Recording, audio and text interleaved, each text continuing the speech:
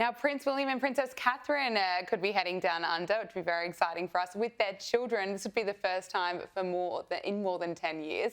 Follows an invitation from our Prime Minister Anthony Albanese during his 90-minute sit-down with King Charles at Balmoral Castle over the weekend.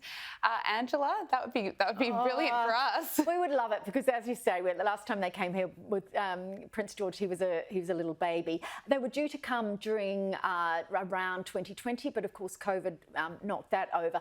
The idea, there's a lot of speculation that this might happen around July, August 2026, which is when the children would have their summer holidays in the UK and also before George starts high school. So look, I can see it happening. Of course, that invitation is always extended. It is never going to reflect badly on us as a nation to have the most famous people in the world visiting, is it? So I think that's an open invitation.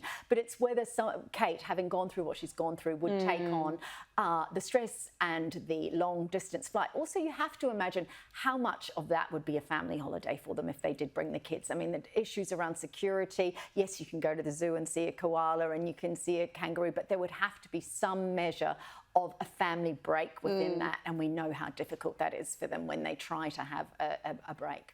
And there's been some concern for dog lovers, I'm hearing, among Windsor locals. Dog owners are furious at this no-go zone around Kate and William's new home after this barrier has been placed and CCTV cameras have been installed to protect, of course, the privacy of royal families, but not everyone's happy about it. I know, they're going to have to get over themselves because Kate and William are moving house. It means that they need a bigger exclusion zone around that new house. There's a gate into Windsor Great Park, which dog owners used to come in, they'd park in the car park and they'd take their dogs for a walk.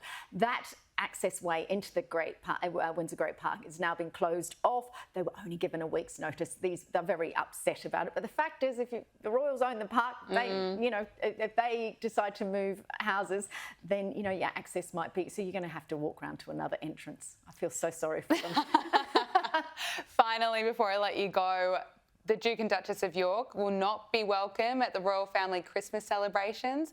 The King is said to be keen to keep the pair at arm's length, making it clear that he'd also like them to be a little bit more discreet when attending family occasions. Is that right? I don't think we'll potentially ever see them at a Christmas again. I mean, these are what's happened with the Jeffrey Epstein and Fergie, and the fact she was in contact with him after she knew he was a convicted sex offender, and the kind of play between what she said publicly and what she said privately is so damaging. And we saw at the recent royal funeral that William was trying very, very hard not to speak to Prince Andrew. Look, they cannot be there for Christmas. And who I feel sorry for is, of course, their two daughters, Beatrice and Eugenie, who have never put a foot wrong, who want to be part of the royal family, who stand up with William whenever he needs, ballast at garden parties and that sort of thing. And then now in the position, do they go to Sandringham, or as Beatrice went last year to Italy, where her husband's family are? But how do you spend Christmas with your family and yet also be part of the royal family? So hard for them. It's a really difficult situation. Angela Mollard, thank you so much for your time. Thanks.